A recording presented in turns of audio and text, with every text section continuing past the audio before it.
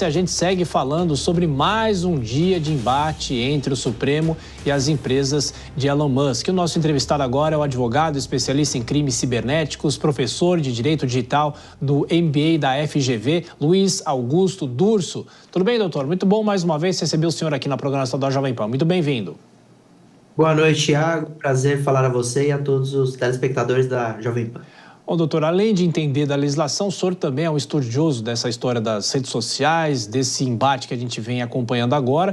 E recentemente, não tão recentemente, mas a gente teve também um problema envolvendo o Telegram, mas aí a rede social voltou depois de uma decisão sobre colocar alguém como representante aqui no Brasil. Eu pergunto para o senhor o seguinte, pelo menos é possível tentar fazer um exercício de adivinhação? O que pode acontecer? O senhor acredita que o X terá um representante aqui no Brasil e aí a rede social volta ao ar? Porque é um embate muito amplo e que vem tendo uma repercussão muito grande e mexe, claro, com a vida de milhões de pessoas. Thiago, seria o melhor dos mundos, seria o plano ideal, né? Que depois de toda essa polêmica, Elon Musk recuasse e colocasse um representante legal para que se receba as decisões judiciais e as cumpra de acordo com o que estabelece a lei. O Telegram foi muito interessante, porque eles realmente mantiveram uma posição distante da justiça, e assim que teve essa decisão, como aconteceu há pouco, do ministro Alexandre de Moraes do Supremo Tribunal Federal, eles imediatamente apareceram, algumas horas depois, apresentando uma forma de comunicação e representação legal. Então seria muito bom, até porque a gente evitaria afetar 22 milhões de usuários do X, do Twitter.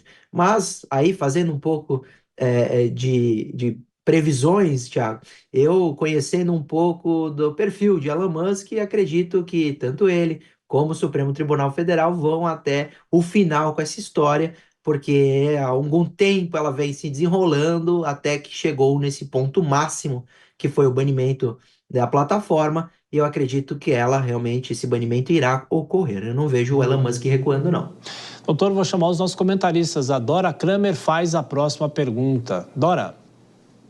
Boa noite, doutor Dulce, muito bom ter o senhor aqui. O senhor quase que me tirou a pergunta, mas eu vou encaixar, que eu estava exatamente querendo saber esse ponto. Nós estamos no meio de uma queda de braço, tá certo? Qual é o desfecho? O senhor já disse que não vai ser algo, negociação aí não é possível. Qual é o desfecho que o senhor acha que se pode projetar para essa história? Um desfecho preocupante, né? Um desfecho de que essa situação se mantenha, que a suspensão do Telegram ocorra, que isso tenha uma repercussão política no país complicada e que os órgãos vão se mobilizar para enfrentar essa situação. O Supremo já se mobilizou, determinando medidas judiciais duras, como, por exemplo, a suspensão do Telegram, bloqueio de 18 milhões de reais nas contas da Starlink, inclusive na decisão judicial, até multa para quem utilizar VPN, o que eu discordo dessa parte, inclusive. Então, a situação vem se agravando.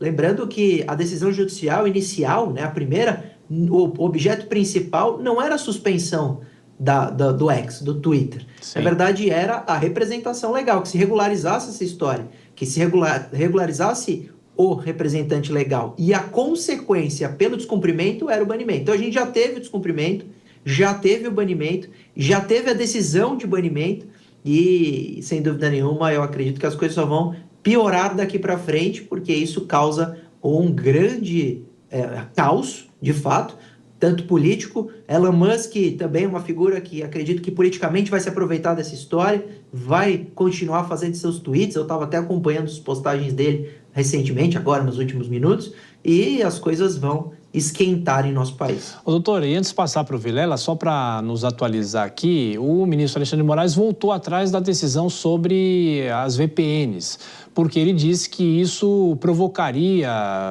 muitos problemas para os usuários. O senhor acha que, então, esse recuo, e claro, para empresas terceiras em relação à disponibilidade do sinal da internet, o senhor acha que esse recuo é bem-vindo?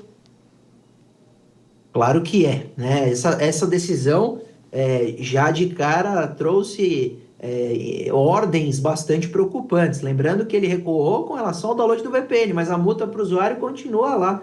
vigente. Então, são situações que, ainda bem que ele recuou, por uma questão até técnica, né? Essa decisão, quando pedia o bloqueio da VPN, interferia numa plataforma que o seu objetivo não é ilegal. Tem muita gente que usa VPN para segurança de dados, para segurança de conexão.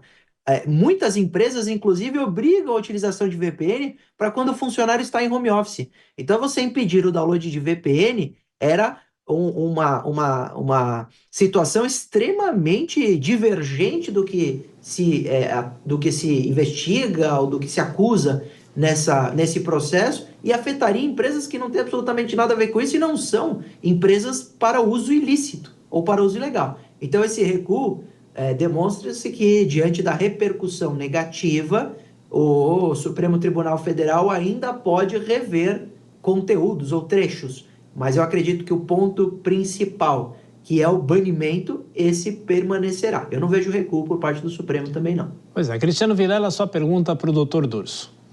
Doutor Luiz Augusto, boa noite, satisfação revê-lo. Doutor, diante de um contexto como esse, de um imbróglio como esse, é natural que se retomem as discussões e muito se fale sobre, eventualmente, ressuscitar algum projeto de regulação das redes sociais, pele das fake news ou algo nesse sentido. Na sua visão, o país precisa de uma legislação que efetivamente venha a regular as redes sociais, ou o que a gente tem um arcabouço jurídico que se tem hoje, ele já é adequado para que o sistema possa seguir em frente sem uma legislação específica? Obrigado, doutor. O prazer é meu revê-lo, como também rever a querida Dora.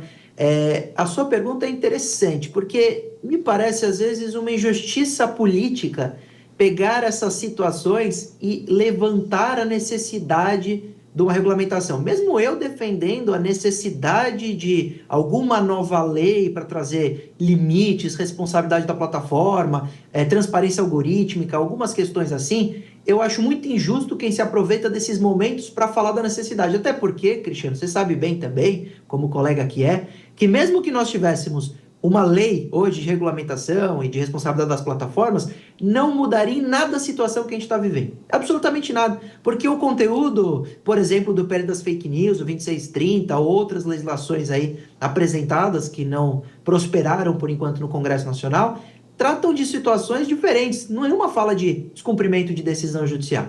Inclusive, o Supremo Tribunal Federal pautou agora para setembro 3 ações no plenário, né, no voto colegiado, para tratar sobre responsabilidade de plataforma, o Marco Civil da Internet, artigo 19, e uma das ações é para tratar sobre essa possibilidade de banir plataformas por causa daquele histórico do Telegram e do WhatsApp. Então o Supremo vai julgar isso.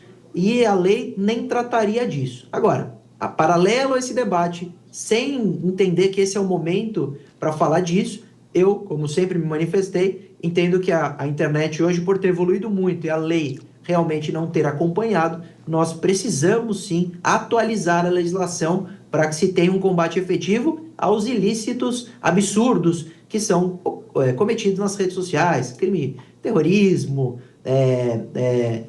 homofobia, racismo, tantos outros que acontecem, induzimento ao suicídio, que quem trabalha na área sabe que lamentavelmente isso tem, e a gente precisa um pouco de ajuda das plataformas para encontrar esses autores, às vezes para o algoritmo identificar esses conteúdos manifestamente legais, e isso pode ter alguma regulamentação. Mas lembrando, não tem absolutamente nada a ver com esse momento que a gente vive, porque Elon Musk poderia ter decidido descumprir as decisões judiciais e qualquer lei que viesse dificilmente trataria dessa questão, a não ser que agora nós colocaremos no debate político, lá no Legislativo, essa diretriz, se um ministro, um juiz, um magistrado, poderia ou não banir uma plataforma pelo descumprimento de decisões judiciais. Doutor Luiz Augusto, rapidamente, só para a gente fechar, e a dúvida que eu já tinha até falado sobre isso com o Vilela, o senhor acha que essa decisão, uma decisão monocrática do ministro Alexandre de Moraes, o senhor acha que isso vai obrigatoriamente para o plenário, virtual ou físico? Depende. Será que olha que interessante essa reflexão. Será que o X vai recorrer? Porque se o ex constituir advogado para apresentar o recurso dessa decisão de suspensão, entendo eu que ele estará apresentando sua representação legal e ele teria, então, derrubado o objeto inicial da primeira decisão. Então, a gente tem que acompanhar para ver se Elon Musk vai recorrer. Se houver recurso de alguma das outras partes que consiga levar toda a questão para o plenário, para o julgamento colegiado, talvez isso seja a solução. Mas eu queria acompanhar e quero ver com ansiedade para ver se o ex vai recorrer com o advogado constituído nos autos. Perfeito. Doutor Luiz Augusto Durso, muito obrigado mais uma vez por nos atender. Estaremos acompanhando essa discussão. Um abraço, bom fim de semana. Obrigado, um abraço e bom final de semana a todos.